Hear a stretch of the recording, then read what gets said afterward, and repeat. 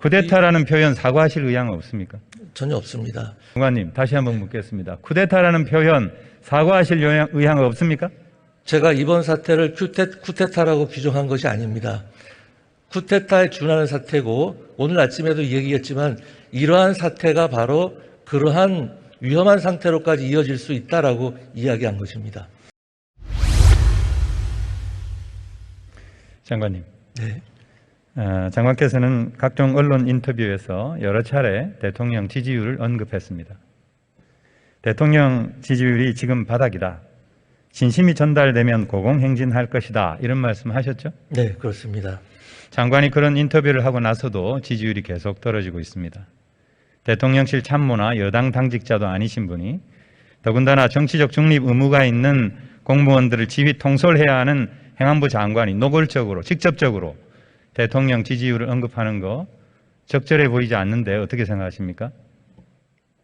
글쎄요, 그 정치적 중립 의무화, 저는 대통령이 임명한 강요로서 대통령을 잘 보좌해서 대통령이 국정을 잘 이끌어 나가시고 국민들로부터 많은 지지를 받기 원합니다. 그게 잘 보좌하는 게 아닙니다, 장관. 예, 아니, 그래서 제 말씀을 들어보십시오. 그래서 대통령께서 그렇게 지지율이 낮은 데 대해서는 내각의 일원으로서 깊은 책임감을 통찰하고 있습니다. 그래서 제가 더욱더 열심히 하겠다는 취지에서 대통령 지지율이 고공행진할 것이다. 이런 취지로 말씀을 드린 것입니다. 유의를 해야 합니다. 경찰국 신설을 8월 2일까지 신설을 하는 것을 목표로 하고 있죠? 그렇습니다. 원래 8월 말까지라고 말씀을 하신 적이 있는데 이렇게 한 달까지 앞당기면서까지 이렇게 급하게 추진하는 이유가 있습니까? 한 달을 앞당긴 것이 아니고요. 제가 그때도 말씀드렸지만 7월 중에 발족하냐라는 질문이 왔을 때 7월까지는 아마 절차가 소요될 것이고 8월은 돼야 발족할 수 있을 것이다 라고 정확하게 그렇게 얘기를 한 바가 있습니다. 행정절차법상 법령 개정을 위한 입법 예고 기간은 40일인데 4일로 단축했죠. 네. 입법 예고는 법제처하고 협의하게 되어 있습니다. 네, 그렇습니다. 이완규 법제처장이 윤석열 대통령과 대학 동기이고 사법연수원 동기죠. 정확한 것은 잘 모르고 있습니다. 행안부가 법제처에 제출한 사유서가 있습니다. 그 사유서에 보면은 국민의 권리와 의무에 영향을 미치지 않는다 이렇게 되어 있습니다. 경찰국 신설이 정말 국민의 삶과 아무런 영향이 없는 일입니까? 글쎄요, 아주 넓은 의미로 본다면 정부가 하는 일이 국민의 권리 의무와 관련이 없는 것이 단 하나도 없겠죠. 근데 그렇게 하게 되면 그 예외 조항을 둔 아무런 의미가 없게 됩니다. 그런데 사실 조직 변경에 관한 사항은요, 사실 여태까지는 전혀 입법 예고 자체를 아예 안 했었습니다. 그러다가 법제처가 작년 하반기에 이 조직 변경에 관한 사항도 입법 예고가 필요하다라는 의견을 줬기 때문에 작년 하반기부터 조직 변경의 경우에는 평균 하루 내지 이틀 정도의 입법 예고 기간을 두었다고 제가 보고를 받았고요. 이번은 사안이 중요하기 때문에 각별하게 4일이라는 기간을 넓게 잡았다고 그렇게 보고를 받았습니다. 그것도 배려를 한 거군요. 뭐 배려라기보다 중요한 사안이라 판단했기 때문에 행안부에서 다른 사유서를 조직 변경의 제출합니다. 경우와는 다르게 좀 길게 잡은 것이라고 합니다. 행안부에서 사유서를 제출하는 것이고 그것이 국민의 삶과 영향이 없다. 이렇게 제출했다는 것이 문제인 것이죠. 제가 아까 장관님? 말씀드렸지 않습니까? 모든 것이 그러면 국민의 삶과 관련이 있죠. 그런데 네. 근데 왜 일선 경찰들이 삭발을 하고 단식을 하고 총경 회의까지 열리고 왜 이러고 있습니까? 제가 파악하기는요. 그러니까 제가 일선 그 경찰을 많이 다녀봤는데 가장 근본적인 이유가 이 행안부 안에 신설되는 경찰국이 대체 뭐 하는 조직이고 여기서 뭘 하는지를 제대로 알고 있는 분이 많지 않은 것 같습니다. 가장 근본적인 원인이 여기에 있다고 생각합니다. 좀 전에 의원님께서도 위헌 위법이라고 말씀하셨는데 저는 어떤 점이 위헌이고 어떤 점이 위법인지 전혀 이해할 수가 없습니다. 장관께서는 네. 원인을 제대로 진단하지 않습니다. 그러니까 일선 경찰들과 공감이 안 되는 것이고 공감이 안 되니까 경찰대 출신들을 하나회로 규정하고 쿠데타라고 낙인을 찍고 지금 이 순간에도 민생 치안 현장에서 애쓰고 있는 경찰들의 명예를 훼손하고 그들을 그들의 사기를 떨어뜨리고 있는 것입니다. 저는 오히려 쿠데타라는 표현 사과하실 의향 없습니까? 전혀 없습니다. 저는 오히려 쿠데타입니까? 경찰국을 만들지 않는 것이 행안부 장관의 직무유기라고 생각합니다. 이것은 경찰관들과 공감을 하고 말고 할 그런 문제가 아닙니다. 다시 한번 묻겠습니다. 법에 따라서 행안부 장관의 임무를 수행하는데 반드시 필요한 조직이고 역대 정부에서 이것을 만들지 않은 것이 정말 의아합니다. 장관님, 다시 한번 묻겠습니다. 쿠데타라는 표현 사과하실 의향 없습니까? 제가 이번 사태를 쿠데타라고 규정한 것이 아닙니다. 쿠데타에 준하는 사태고 오늘 아침에도 얘기했지만 이러한 사태가 바로 그러한 위험한 상태로까지 이어질 수 있다라고 이야기한 것입니다. 궤변입니다. 장관님, 경찰에 대한 통제는 민주적 통제여야 합니다. 동의합니까? 그렇습니다.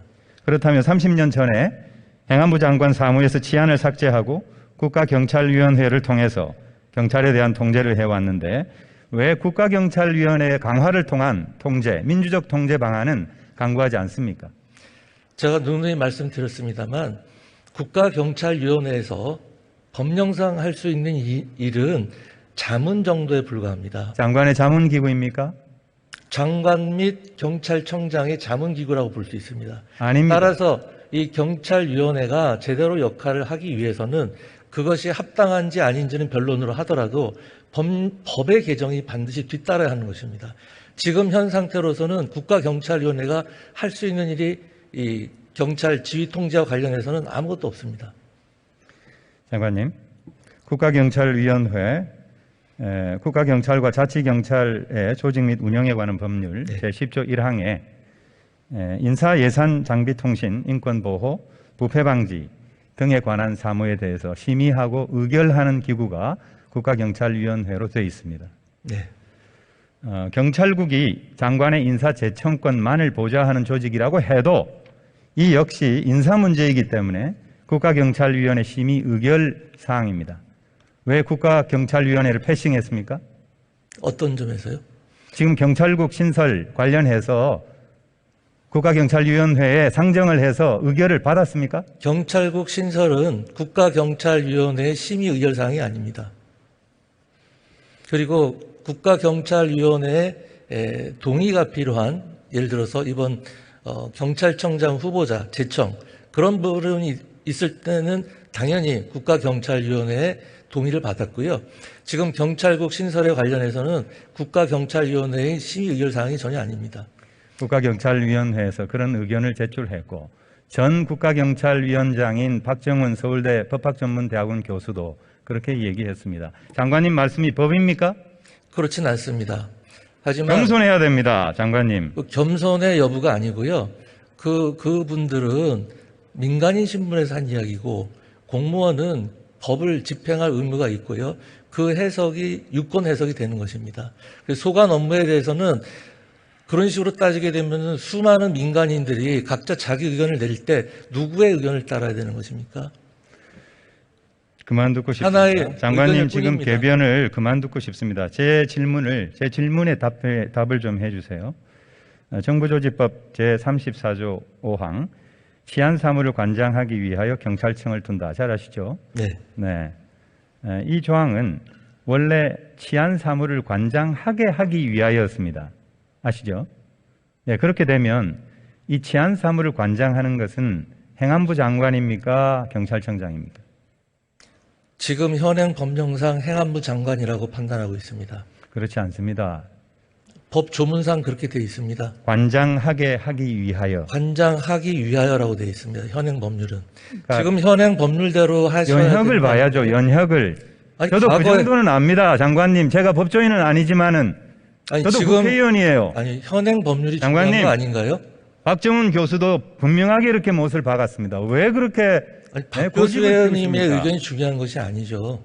지금 현행 법률이 그런데 그렇게 해석을 하시면 아니 되시죠. 지금 당장 멈춰야 됩니다. 경찰국 설치는 윤석열 정부의 몰락을 초래할 뇌관이 될 것입니다. 저는 장관님. 전혀 그렇게 생각하지 않습니다. 장관님께서는 윤석열 대통령께서 왜 민정수석실을 폐지했다고 생각하십니까? 민정수석실에서 과거에 밀실에서 음성적으로 해오던 반헌법적, 법률적인 행위를 혁파하기 위해서라고 생각하고 있습니다. 제가 보기에 윤석열 대통령이 민정수석실을 폐지한 것은 민정수석을 지낸 조국 전 법무부 장관과의 대립이 윤석열 정치의 출발점이었기 때문입니다. 민정수석실 폐지 공약의 명분으로는 대통령실이 민정수석실을 통해서 사정기관을 장악하지 않겠다. 과거 사직동 팀은 있을 수 없다고 포장까지 했습니다. 맞습니까? 정확한 내용. 김대중 내용 정부 자료를 시절인 20여 년 전에 없어진 사직동 팀까지 소환해서 강력하게 주장했으므로 민정수석실은 폐지할 수밖에 없었을 것입니다. 그런데 민정수석실을 폐지하자 경찰에 대한 지휘 공백 사태가 발생한 것입니다. 국민과 경찰은 아무 불편을 못 느끼는데 권력 핵심은 경찰의 정보력이라는 결정적 통치 수단을 잃었다고 판단한 것입니다.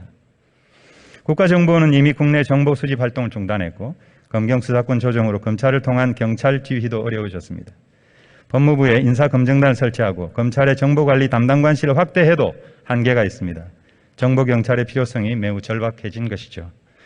그런데 이것은 한마디로 경찰국 신설 시도는 검찰공화국 완성을 위한 치트키를 만드는 작업입니다.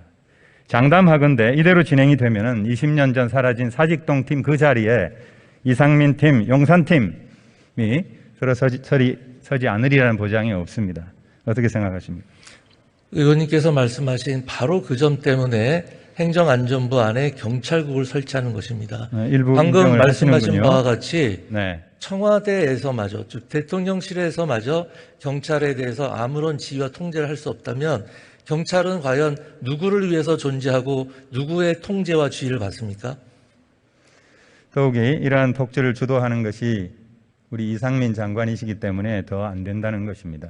무엇이 이상민 독재라는지 장관은 이해할 수가 없습니다. 윤석열 대통령의 고등학교, 대학교 선후배 관계죠. 사석에서는 형님 동생 하는 사이죠. 그렇게 인정했죠. 그렇습니다. 변호사 시절에는 친일파 후손들의 땅 찾기 소송에 변호인으로 참여했고 이 소송이 기각되자 친일 반민족 행위자 재산귀속특별법에 문제가 있다고 친일파 후손들이 제기한 위헌 소송에도 이름을 올렸습니다. 인정하십니까? 그건 사실과 다르다고 청문회 때 누누이 말씀을 드렸습니다. 이름을 올렸습니까? 안 올렸습니까? 제가 올린 것이 아닙니다. 지난 19일에는 경찰청장 후보자를 거느리고 헬기를 타고 대우조선 해양 파업 현장에 날아가서 10분 남짓 머무르다가 오셨습니다. 그 먼 곳까지 가서 노동자들 만나보셨습니까? 만났습니다.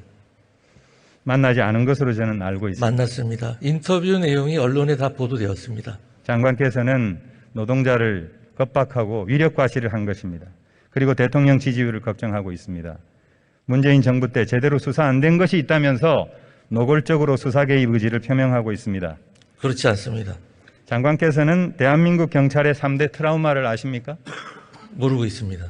대한민국 경찰은 일제의 앞잡이, 권력의 시녀, 폭력 경찰이라는 3대 트라우마, 역사적 과오를 짊어지고 있습니다. 공교롭게도 장관님의 이력과 최근의 직무 행위는 이러한 경찰의 트라우마를 환기시키고 있다는 것을 아셔야 됩니다.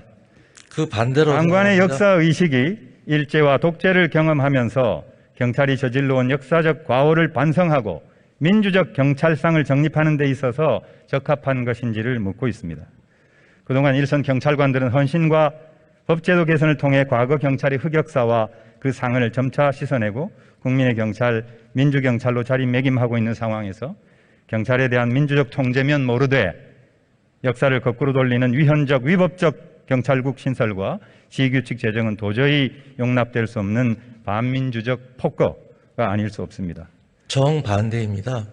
들어가시죠. 민정수석실에서 밀실에서 행하던 그런 비합법적인 통치를 공개적인 경찰국에서 들어가셔도 좋습니다. 분명하게 운영하는데 그것이 역사의 퇴행이라고 할 수는 없습니다. 한덕수